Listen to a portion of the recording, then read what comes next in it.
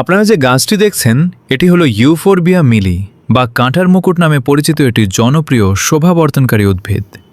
এই গাছের প্রধান বৈশিষ্ট্য হল এর শক্ত ও ধারালো কাঁটা, যা পুরো কাণ্ড জুড়ে ছড়িয়ে থাকে। এটি একটি রসালো বা সাকুলেন্ট উদ্ভিদ, তাই এর কাণ্ড ও পাতায় পানি সঞ্চিত থাকে এবং তুলনামূলক কম পানিতেও সহজে বেঁচে থাকতে পারে। বর্তমানে গাছটিতে সবুজ পাতার আধিক্য দেখা গেলেও অনুকূল পরিবেশ পেলে এটি সারা বছরই ছোট ছোট আকর্ষণীয় ফুল ফোটাতে সক্ষম।